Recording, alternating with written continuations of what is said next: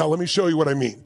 I've been teaching people for 44 years, top athletes, billionaire businessmen, how to shift. When people come to me in usually two extremes. They're the best in the world, and so they want to get better because they're always looking. They know a little change, like a little 10-degree change. I'm going this way, no, I'm going this way. Take it out 6 months from now, a year from now, you have a different destiny, different destination. So they're always looking for the cutting edge, and so they come to me. I also get people when they're having a tough time, because that's when people get driven to do something, when it gets bad enough, when they go through a real tough time, and I got to help them to shift. And the first place I always start, I have to start, is with the energy, because inevitably when somebody's stuck, if you've ever been stuck, what's your energy like? High or low? Show me, guys. High or low? Which one? You know damn well it's low. So where do we get that energy, that habit? We use our body, we use our voice. So for example, 44 years I've been turning athletes around, business people around, the Serena of the world, Williams of the world, the Conor McGregors, right? The Pitbull, all the people around the world I get to work with from every walk of life, entertainment, business, sports, finance. And in every case, I start with the body. So why? Well, a study was done at Harvard finally 4 years ago, proving scientifically what I've been teaching for decades. And here's what they did. They didn't do everything I teach. They just did postures. I want you to try something if you would. Please stand up. Please stand up if you would. Shake your body out. You can adjust your camera if you can. If you can't, it's okay. I can see it. And what I want you to do, really simply, is I'll show you first. Here's what they did. They took students and elderly people, people of all ages, and they tried something. They called it power posture. So I want you to put your hands on your hips like Wonder Woman or Superman or something like that, Batman, your shoulders are back, hands on your hips, just breathing fully. And here's what they found. Within 2 minutes, keep doing it, but some of you aren't breathing, I see. You still breathe. That's it. I see you there. Good, good, good. Now, while you're doing it, for 2 minutes, if you just stand like this and breathe fully, shoulders back, your testosterone, doesn't matter if you're a man or a woman, your testosterone will increase by 20% in your body, that release in your body, which gives you strength and drive. But also, just doing this for 2 minutes, and they found your stress hormone, which is cortisol, will drop literally by 25%, and your risk tolerance, your willingness to go do something you were afraid of, changes by 33%. In other words, you're 33% more likely to take action than you were before if you just stand like this for 2 minutes. The other one they have is seen a guy, who's got his arms behind his back and his legs are up at the desk at the office. That does the same thing, believe it or not. Now, I don't do this. I show people how to produce the energy by movement and voice. So just for a second, do me a favor. No matter where you are, I want you to wake up your nervous system. So I'm going to ask you to do some things that sound weird, but they're scientific. And one of them is the way you make sound affects the way you feel radically. It changes your biochemistry. It also, when I ask you to make a sound, if you'll just do it instinctively, not think about it, it makes it go to the deepest part of your brain, the reptilian portion of your brain, which wakes up your nervous system. So right now, while you're standing like this, just try something. Make the sound out loud. Don't worry about anybody being around, of being totally excited. What's the sound you make if you're totally excited? Make that sound. Go. Go, go, go. The key to being successful is to work harder than other people. Because everybody wants success. Everybody wants a Lamborghini. Everybody wants freedom. But what are you willing to do to get there? So much of success is seeing yourself as victorious. You have to see yourself. You have to really believe in yourself. And sometimes it's hard. You've had failures, you've had weaknesses, you've had other things. You have to see yourself as a one-man band. Don't rely too much on other people because they'll let you down. You have to see yourself as victorious.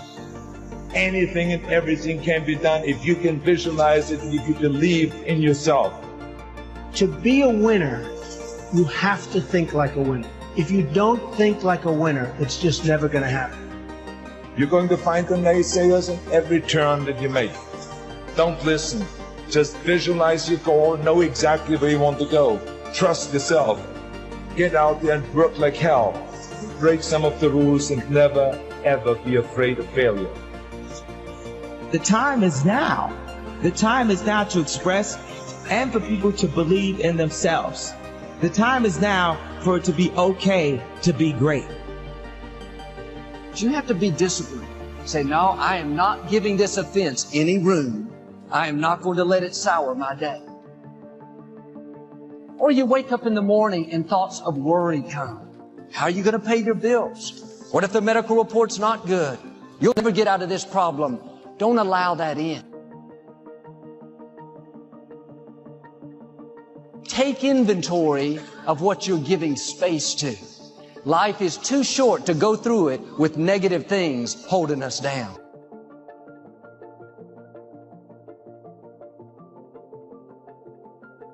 Worry will make you weak. Living stressed out will make you old, give you wrinkles, take your passion.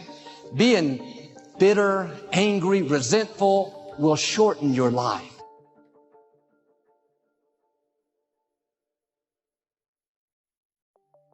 I've been asked hundreds of times, why are you Wes, right? Why aren't you the stereotypical, like, you're abused, you went through this, your dad's an alcoholic, your mom's this, you're like, why aren't you in that pool?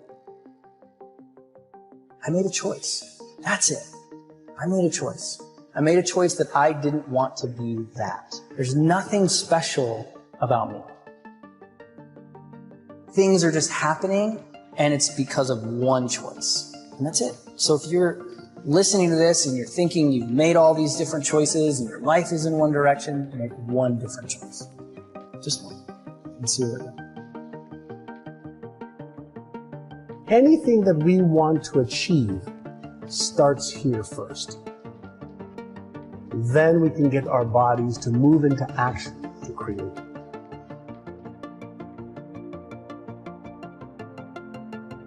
I believe our lives are controlled by one force, decisions. I certainly believe a force greater than myself, call it God if you will, grace, whatever you want to call it, the universe. But I also believe it gives us choices.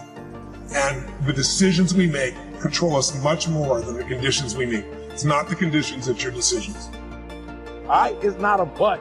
It's not a label. It does not exist. You can do it. Don't let nobody steal your dream. I used to ask myself, can I do this? And something said within me, you're the one. You're the one. You know darkness. You know evil. But more important than that, you know good. You know light. You know laughter and love better than anyone. I remember the past and I learn from it. I rejoice and celebrate in the present, and I reimagine the future. If you are victimized by your thoughts, you're victimized by your past. I use memories, but I do not allow memories to use me.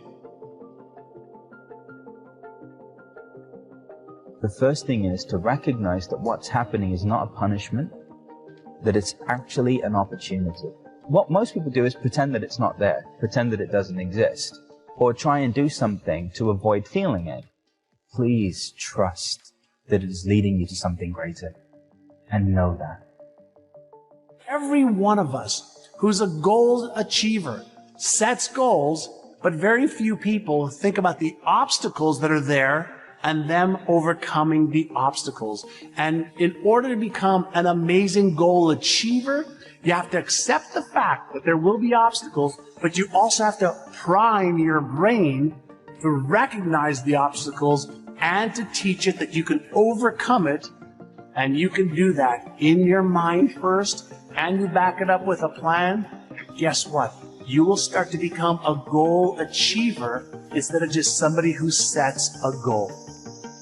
As Joseph Campbell said, find a place inside where there's joy, and the joy will burn out the pain. Now I get it. Life inevitably comes with some degree of misery, and I get it. For many of you, things have happened in your past that are unspeakable. And whether that's something big or whether it's something small, each one of us has something inside of us that hurts. It's something that we wish weren't so. It's something that we focus on when we're alone. It's the thing that keeps us up at night. It's the thing that wakes us up in the morning. It's the thing that we obsessively come back to over and over and over for whatever reason that we think means that we're not good enough.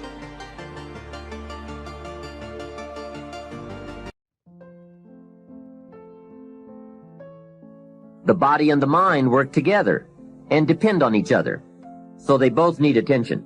There's a Bible phrase that says, treat your body like a temple. So just put it in your notes, body like temple. Not a bad suggestion. Treat your body like a temple, not a woodshed. Now, in taking care of the physical, we must learn to be conscious of ourselves, but not self-conscious. We need to be aware of our physical appearance, our physical well-being, but not to the point of being self-conscious. We need to be aware, we need to take care, but some people devote too much of their day to physical appearance. Physical appearance is going to have something to do with your future, your well-being, your income, so do spend some time on physical appearance. How we appear to other people does make a difference in terms of our acceptance and our ability to function and do well in the marketplace. In fact, there's another Bible phrase that says, take care of the outside for people and take care of the inside for God. People look on the outside and God looks on the inside. Now, you might believe that people shouldn't judge you by physical appearance. Well, let me give you a clue. They do. Make sure you don't order your life based on shoulds and shouldn'ts. You'll always be confused and you'll always have trouble. The best thing to base your life on is reality. What people really do. So since people generally judge by appearance, then that's probably one thing we want to take care of. That's just part of the game.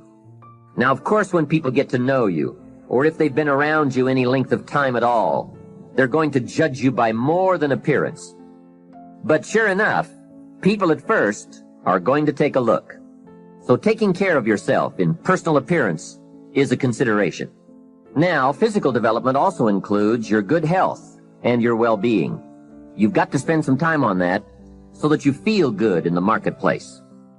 Get involved in some form of disciplined exercise. Keeping fit and feeling good has a positive effect on your attitude, not just your appearance. Even if you're not into sports, there are some cassette programs and books on how to stay in excellent shape in only 20 to 30 minutes a day. Get the tapes and find your best way to stay physically fit. Just develop a bit of consciousness about taking care of yourself physically. Physical fitness pays great dividends in terms of your energy level, your ability to live a long, healthy life, and your general sense of well-being. The other part of physical well-being is nutrition. There are some excellent cassettes and books on this subject for you to investigate as well.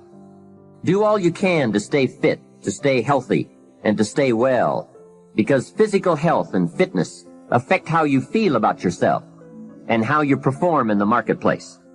When you feel good about yourself, other people will feel good about you too. Appearance, vigor, vitality, and well-being have a lot to do with how your life works out. That's the physical side. Now, the mental exercise and nourishment are just as important as physical and spiritual exercise and nourishment. You want to make sure that the acceleration of your mental health, mental well-being, and mental capacity keeps up with your physical capacity. So make sure at 40 that your mind has kept up with the passing of the years. Don't stay 30 at 40. Don't stay 30 at 50. Keep up the learning curve with mental exercises.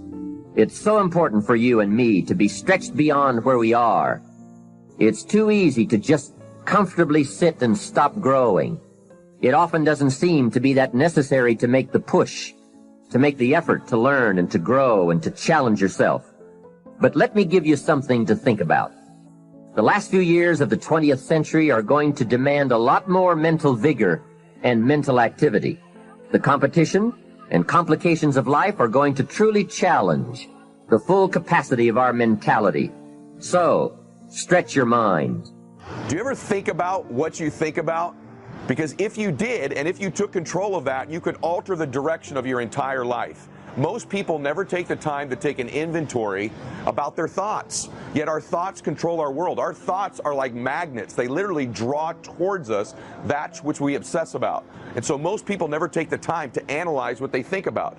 The most successful people I know are the most self-aware, meaning they're aware of what they do and they're also aware of what they think. They're aware of how they're perceived. So today's message is about thinking. There's some stats you need to know. Number one is, average person, you and I, have about 75,000 thoughts a day rattling around in this thing we call our brains and our minds. 75,000 of them. The crazy thing is 91% of those thoughts are identical to the previous day and are identical to the day before that and the day before that and the day before that. And then we wonder why our life seems to repeat itself over and over again. So really the difference in our life, if we have 75,000 thoughts a day, here's the crazy thing, 91% of them are exactly the same. The separation in our life is in those 9% of their thoughts, because remember this, these magnets are pretty powerful. That's why I'm always saying that your obsessions become your possessions, because they do. You draw into your life exactly what it is you think about. It's a physical reality that you attract to yourself what you think about. So the difference in our life is 9% of our thoughts. That's why people say all the time the difference between winning and losing is so small, it's almost too scary to talk about. And really, we've identified what it is. It's 9% of what we think about alters the direction of our life. So what I'm here to tell you today is you've got to hone in and get aware of what you think about and then alter those 9% of the thoughts that are variable on a daily basis to serve you. Because if you don't, these thoughts become like viruses. They're viruses in our mind. What happens in a computer when it gets a virus? It slows down. It becomes sluggish. It doesn't function at its optimal level. Same thing with our thinking. If we don't get those 9% of our thoughts to serve us, our lives go in a completely different direction. So remember this, you don't see things in your life as they are. You see things in life as you are. And so the more you alter you, the more you begin to see things differently. What's is amazing about this is we control who we are by what we think about. Think about this just for a second. Wherever you're sitting watching this, the chair that you're sitting in, if you're sitting in a chair, if you're driving in a car and you're listening to this, that seat you're in started in someone's mind as a thought, right? Every detail of it, the fabric, the cushions, the way it's structured, every single piece of that started in someone's mind as a thought and then became a reality by putting out the pieces together. See, everything in life is that way as well. It always begins with a thought. When we think a new thought, here's what literally happens. Thinking a new thought literally opens a space up in our minds, in our lives, that never existed before prior to having that thought. It's like a brand new space you've created just by thinking it. And what happens is your unconscious and subconscious mind goes to work on filling in that space with the people, places, resources, and things to fill it up like a room and an architect would, to fill up that space and fully furnish it. That's the power of how we think. So literally everything that exists started as a thought in someone's mind and then became a material matter.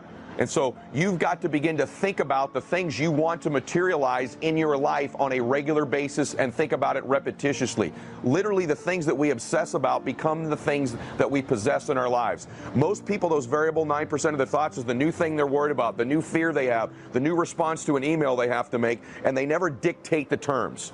Remember this, your mind is a weapon. And you got to begin to use it and pick that weapon up and control it. Most people are out of control with their mind. They don't point it at something. They let the world point it and they misfire all the time. Get back up. That's what life is about. Getting knocked down, but not staying down. Taking in that air, breathing in that life, but having the ability to getting back up. Circumstances are happening every single day in people's lives. And some things they just don't have control over. Not you, not me, not anyone. But nevertheless, we must have the ability to get up. You can be rejected. You can feel alone. Your relationships are bad. Things are not working out the way you want them to work out. But you still have to have the ability to get up. You must be strong enough and willing enough to understand the circumstances that are happening in your life must happen and it will happen, but you don't stop going forward. You don't let distractions or anything disrupting your ideas and your dreams and your life. Your life is beautiful. Regardless of the hurts, regardless of the setbacks, regardless if you're getting knocked down, you got to have the ability to get up. A lot of people want to give up. A lot of people are hopeless. But what are you? Are you going to fit in that category? Do you feel that you need to be that type of person? Do you feel that you are hopeless? Or do you have enough faith and enough hope within your heart and your soul to carry on? Don't give in to the circumstances that you feel that are holding you down. Sometimes you got to go through the pain so you can understand what a real victory is all about. A lot of people want easy. A lot of people want to celebrate a victory. But what victory have you earned if you haven't suffered? Don't be that individual. Stand on what you got to do and go after it. Being knocked down. How many times have we heard, I'm at the end of my rope? How many times have we heard, I don't have any hope? How many times have we heard, I don't have no faith? How many times have we heard, I can't? How many times have we heard, I'll try it? How many times have we heard, I can't? You can't do nothing for you anyway. So why hold on to it? Why believe in it? Why trust in it? Why give can't so much power? Why give excuses so much power? Why can't you just side the fact and understand that there's something that is unique and beautiful about you? I was talking to my trainer the other day. We were working out in my backyard, man, and I sat down on the wall and I said, man, I'm struggling today. This is hard. And he said, what do you mean? I said, man, this workout is hard. He said, no, man, this is hard. He said, how you came from a poor kid in the projects to this house you got in this neighborhood, he said, that's hard. And I had to catch myself because working out ain't near as hard as the struggle to get where you want. Everybody in this room wants two things. Everybody wants to be successful and everybody wants to be happy. I'm going to tell you something about that. That happiness and success is available for every last one of you. But I'm going to tell you what you're going to have to do. You're going to change your mindset. The difference between successful people and non-successful people is right here. It ain't no difference. I ain't got no more than none of y'all got. God gave me the same thing he gave y'all. God loved me the same as he loved all y'all. But you have got to change your mindset. If you think that they're going to mail this money to your house, you're dead wrong about that. If you think they're going to pave the way for you and make it easy, you're dead wrong about that. If you want to be successful, you got to change your mind and you're going to have some faith. Listen to me. Rich people think differently. So what I'm going to put in your head today is a rich people concept. The only difference between successful people and not is just how they think. Rich people think different. You don't need another program to be successful. You need to change the way you think. The problem with becoming a millionaire is that when you decide that you want to be a millionaire, you immediately start thinking, how can I become a millionaire? Well, that thought don't just pop into your head, so you get frustrated and you don't become a millionaire. And you start creating stuff like, well, I guess this wasn't the Lord's will. You can't think of how to make $1 million. Stop. But suppose I told you how you can become a millionaire with what you have. I am here to tell you that you can come from nothing and become something. Because here's the deal. All of you have everything it takes to become rich. You just don't believe it. I have the way for you to be rich. This is it. First of all of you have a gift. God gave it to you when he created you. The two most important days of your life is the day you're born and the day you discover why. All you have to do is uncover this gift that God gave you at birth. God never created a single soul without giving them a gift. That's the God that created you. He's a very smart God. God put what you needed inside of you at birth. All of you have a gift. But you have got to do your gift. The thing God gave you at birth to do. It is the thing that you do the absolute best with the least amount of effort. That's your gift. Anything else you doing, you wasting your time. Do most of you know what your gift is? Okay, let me tell you what you do. Go home today. Sit down and have one conversation with yourself. What is the thing that I do the absolute best with the least amount of effort? Write it down. I don't care if it's babysitting. I don't care if it's painting. Whatever it is, it's what you do. Sing it. Whatever you do the best, write it down. That's it. You ain't got to go asking a bunch of people. Now, let me ask you this question. This thing that you're gifted at, if you did it for somebody, Do you think somebody would pay you $10 for your gift? Could you babysit for $10? Could you cut somebody's hair for $10? Could you cut their grass for $10? Could you do something for $10? Everybody. Don't you have something somebody will give you $10 for? Okay, now, once you have something that somebody's willing to pay you $10 for, this is how this works. It's called the multiples of 10. See, you don't have to figure out how to be a millionaire. You just got to figure out the thing that makes you $10. So now here we go. You do it and you make $10. Soon as they pay you the 10, go do it 10 more times. Whatever it was. Watch some more kids 10 more times. Get another 10. You got $100. When you get $100, whatever you did to make that $100, do it 10 more times. You'd have made $1,000. Whatever you did to make the $1,000, don't get smart. Stay stupid now. Do it 10 more times. Hold up. Now we finna grow a little bit, but guess what you gotta do to grow? You just gotta do some more. Whatever you made $10,000 doing, I need you to do it 10 more times. What you tripping for? If you do it 10 more times, you got $100,000. Now you might have to hire some people to make this happen. You gotta figure that part out. But all you got to do is do what you did for $10. Once you make $100,000, if you just do it 10 more times. Here's the big challenge of life. You can have more than you've got because you can become more than you are. And of course, the other side of the coin reads, unless you change how you are, you'll always have what you got. I have found in my experience that income does not far exceed personal development. Now, sometimes income takes a lucky jump, but sure enough, unless you grow out where it is, it'll usually come back where you are. If somebody hands you $1 million, best you become a millionaire quickly. So you get to keep the money. Otherwise, sure enough, it'll disappear. Somebody once said, if you took all the money in the world, divided it up equally among everybody, it would soon all be back in the same pockets. Success is something you attract, not something you pursue. So instead of going after it, you work on yourself. Personal development.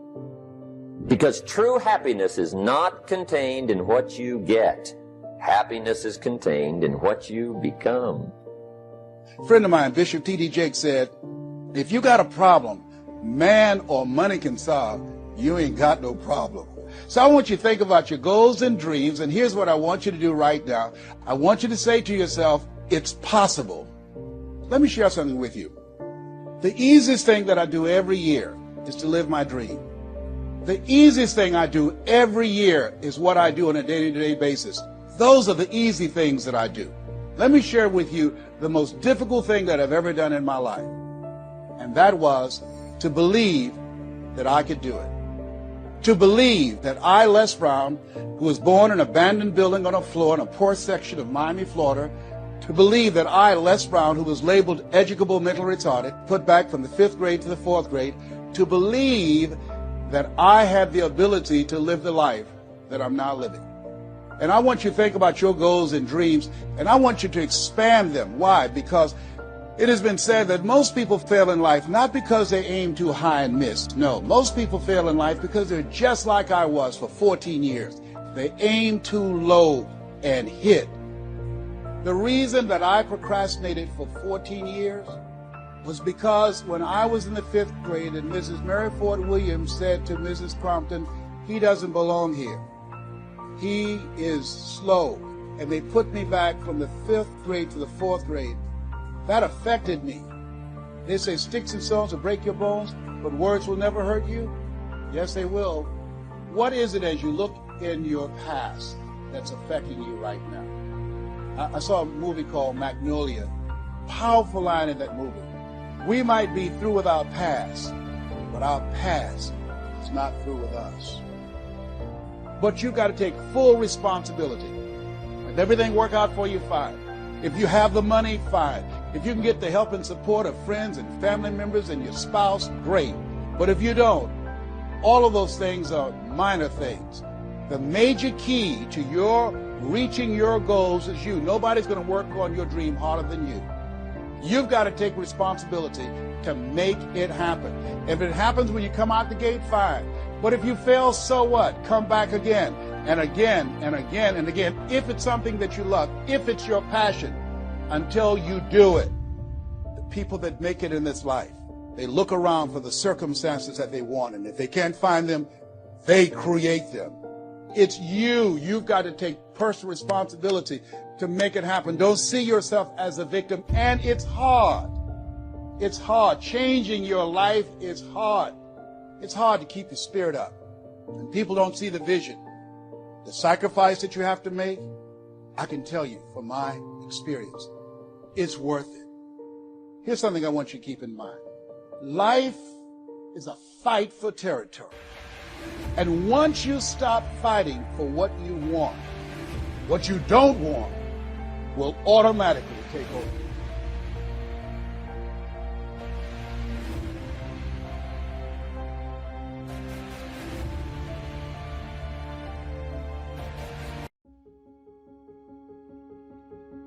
Resilience. The ability to readily recover from illness or depression or adversity.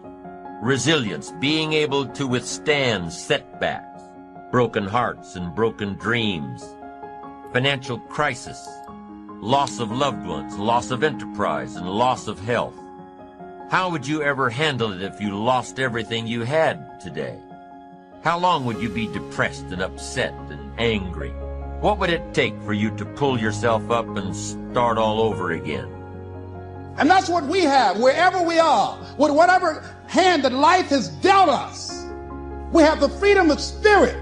We can go through life whining and weeping, or we can have the kind of spirit that people will say, hey, there's a blessing to be around that person. I'm reminded of a young guy who was on a bus, a little young fellow, and some kids were picking at him, some bigger guys, and they kept on thumping him on the head and hiding their hands. And so he got tired of them doing that, and he stood up so he would not be around them, out of their reach. And they took him and said, sit down, and set him down. And he stood back up and said, I don't want to sit down. They said, sit down. Didn't we tell you? And they pushed him back down. I don't want to sit down. They said, sit down, and they held him down. And he looked at him, he said, you might hold me down, but I'm standing up inside myself. And what we have got to do is know that there's something about you, there's something about us, there's a power in you that regardless of what happens to you, you can stand up inside of yourself. I think that's what the poet meant when he says, out of the night that covers me, black as a pit from pole to pole, I thank whatever gods there may be for my unconquerable soul. You have an unconquerable soul. I say to you that there is a Nelson Mandela in you, that kind of commitment, that kind of spirit, that kind of personal power, that kind of vision of allowing yourself to be used by life is in you, that all of us came here to do something, to make a difference. And in a historical context, the world will never be the same again because you came this way. You have trouble being resilient because you think everything works like laptops or like computers, that if you rub it, it'll click for you, it'll move for you, it'll open for you. And you try thing after thing after thing. I tried that and it didn't work, and I tried that and it didn't work, and I tried that and it didn't work. Because you think that trying something for a little while ought to bring you a big return. But life does not work like Apple. Some stuff takes time. Greatness takes time. It takes time. It takes time to build your brand. It takes time to build your life. It takes time to build your career. You got to be prepared to get 1,000 no's to get one yes. Life does not click and it appears. Be resilient. Stick it out. Winter, spring, summer, fall, resilient. How resilient are you? Could you handle it? Could you learn from all your disappointments and start all over again? What would it take? Well, number one, it would take a lot of self-discipline.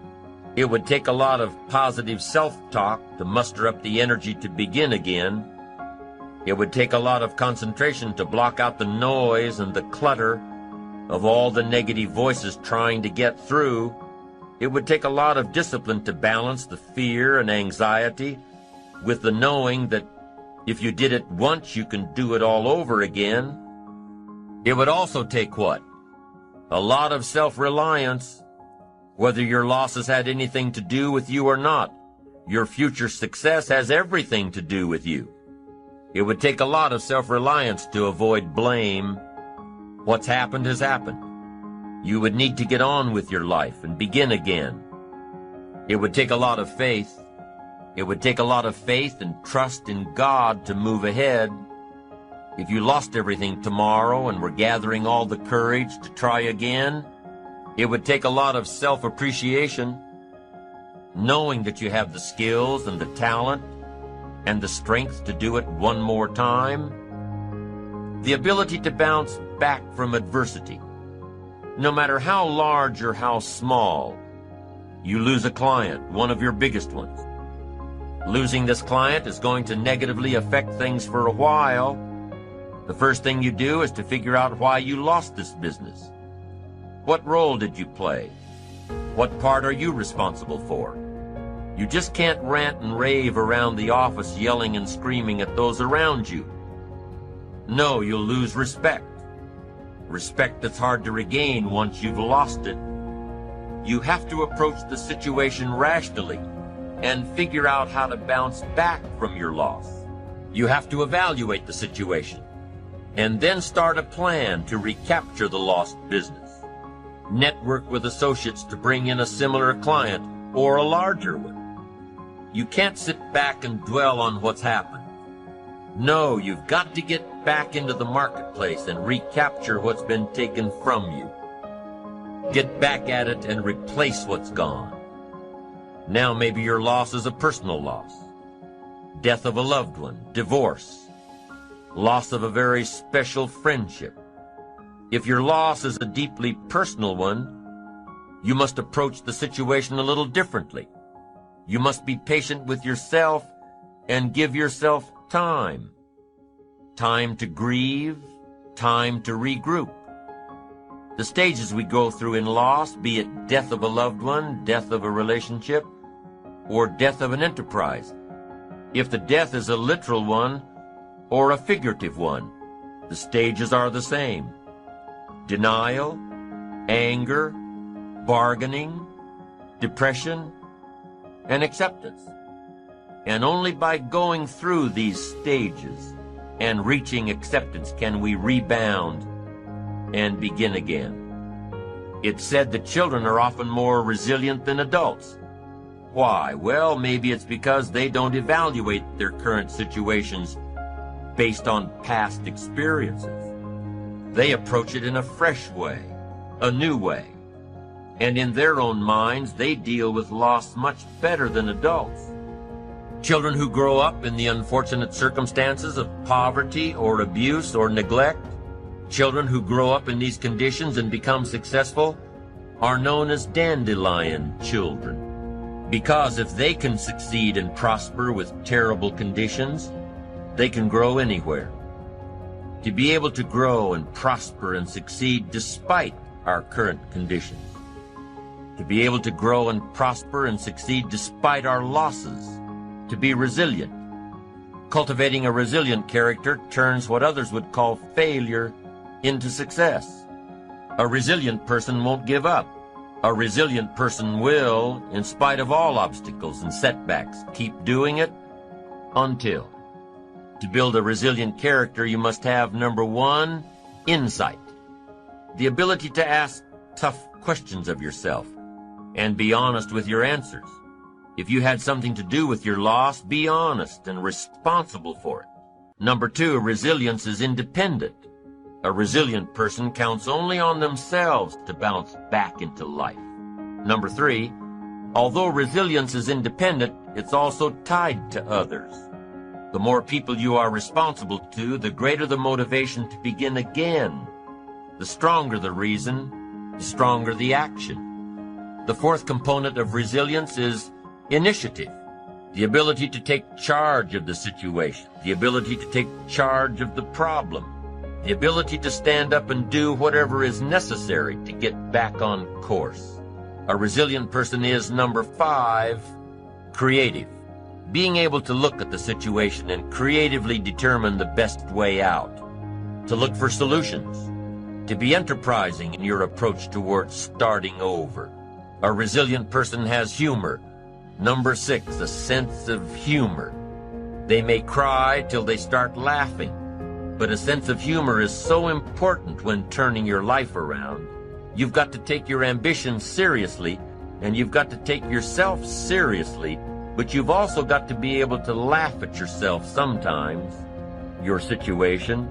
Somebody says you'll look back on this and laugh someday. Well, maybe today is the day to start. And here's the last one, morality. Whatever you do to get back on your feet, whatever you do to bounce back into life, make sure it's moral. Success, if it is yours to keep, must be at the service of others.